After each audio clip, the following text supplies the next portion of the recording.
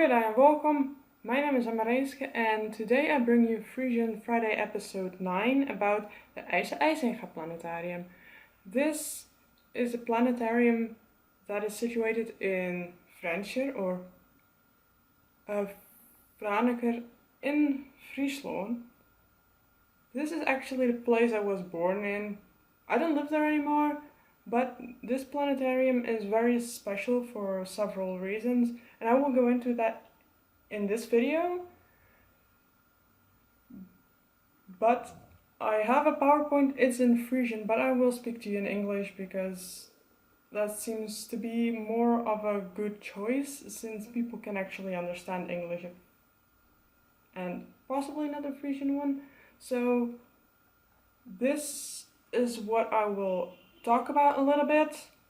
The basic information about the planetarium, some of the history, and then I will show some pictures of the planetarium room and the mechanics. And I had the resources in this PowerPoint, but I cut them out because I think I will put them down in the description below instead. I don't think you need to see the resources here, so I'll leave them out. Now, let's get started with the real,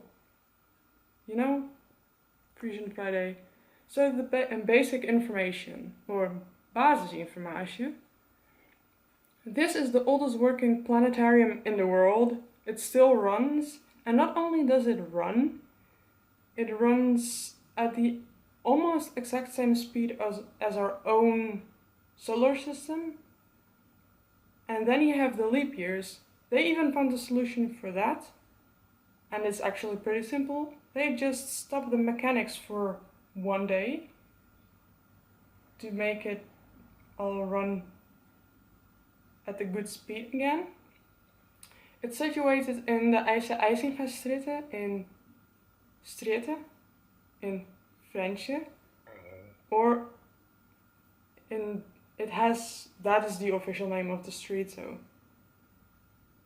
and it's built by Eise Eisinga, who was self-educated. He did not follow an education in mathematics nor in astrophysics, but he taught everything to himself, and I will go into that later. It now is one of the 100 monuments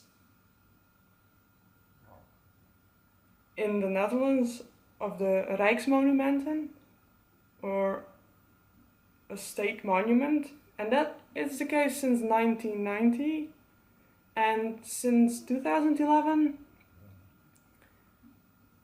it's on the list of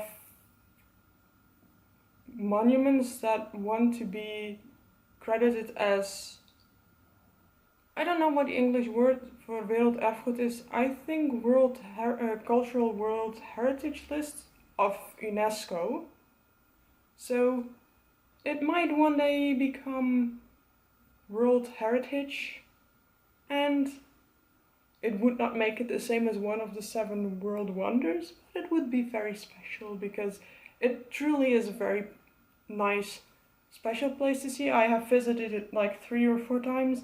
It has been rebuilt and renovated several times in my life already because it needed to be bigger, because of all the tourists and people that were coming to see it.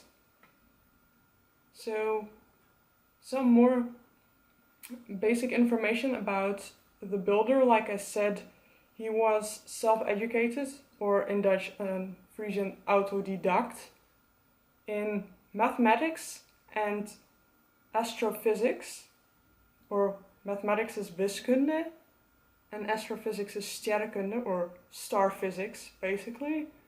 But he was a wolkomber. So, and as was his father, they did not have money for him to study, even though he was born quite near to Fransje or Franeker, which had in that day and time actually a university. There has been a little bit of a battle between that university and the University of Groningen, and Groningen won in the end. And I'm happy with that, because now my old little city is still alive. And I still have family living there. It still is very close to my heart, and you can walk through it in like an hour from one side to the other. And when you go there by train or bus, it's very easy to reach everything. That would not have been the case if the university had survived. The building still exists. You can still visit it, and it is decently close to the planetarium. But, as this also says in the top bullet point, Eise Eisinga was born in 1744 in Dronriep, which is a place pretty close to Friesland. We call Friesland a city, but it is more of a town, like a small town, not very small, but small enough to know if you have lived there for longer than 4 years, because I moved away when I was like 4, to know like every little almost nook and cranny of the place. But he was born in Dronriep, which is like 10 kilometers away, and it is pretty close. So now I'm going to tell you a little bit about the history of how it was built. The planets were in one line in 1744, and Maesken were afraid, people were afraid that Earth would be swept out of her orbit around the sun. But Eise did not believe that would happen, and he wanted to build the planetarium to prove the people wrong. Of course, the planetarium was not built in time to directly show it to people, but he still managed to build it with his own self-taught knowledge. And he started building it in his living room, which his wife, let me tell you, did not particularly enjoy, because their entire living room and one of their sleeping cabinets was built into some kind of mechanical thing. And building it took 7 years. It was done and finished in 1881. And it's built on a scale of 1 in 1 billion, but are Dutch billions. I believe it's American trillions, but you would have to look it up, because that is somehow still confusing me, because apparently it works differently in the USA. So this was some short bit about the building. Now, this is a picture of the planetarium room, which was originally the living room of the house. You can still walk into it, you can go and stand underneath it. And the fun is, when you're there, if you visit it and you look at the planets, you can see where they stand, and if you would be there 1 year later, Earth would be in exactly the same spot. Of course, the other planets wouldn't be, because planets closer to the sun have a smaller orbit and orbital time, when the planets further away have a longer time. And the planet furthest away from the sun is not in here because it did not even fit in this scale.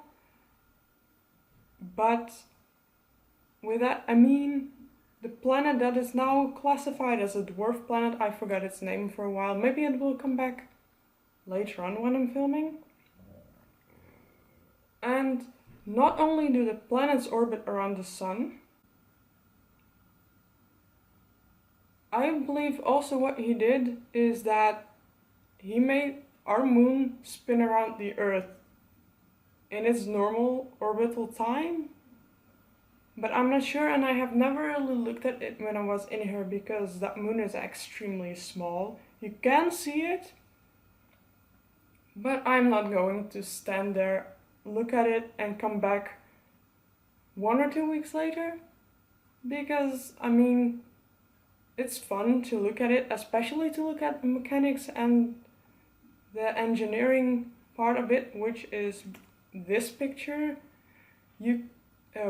This is one of the pictures of the mechanics behind it, of the engineering behind it. You can look at it on the first floor of the house, or I believe, I don't know, first or second floor, depending on if you're in England or America. And you can look at it in the attic, because there is a glass pane built around the entire mechanics behind it. And let's go look at it now. Oh, that's not in here. I might find a picture of the actual mechanic that's not what I showed before, but what I meant with that, you can look at the entire engineering and mechanics and all the things you can see in there. It is such a special experience. It's so fascinating that someone taught himself to do it and build it and made it work. I think it's amazing. So if you have a chance, visit us, specifically this year, because we have Ljouwert Culturele Haatstad 2018, or Ljouwert. Leeuwarden is one of the 2 cultural capitals of 2018 of Europe, together with Valletta. But I think Leeuwarden is pretty easy to reach, and from here, if you're at a train station, from Leeuwarden, the train station, to Valencia, it only takes like 15 minutes by train. It's not that long, and you don't have to park your car. So if you have the opportunity, the time and the money, you can visit our cultural capital and this planetarium, and there is some more interesting museums and an old university in that city as well. I can totally recommend it. But this is what I have for you for now. Thank you for watching, and tot de keer!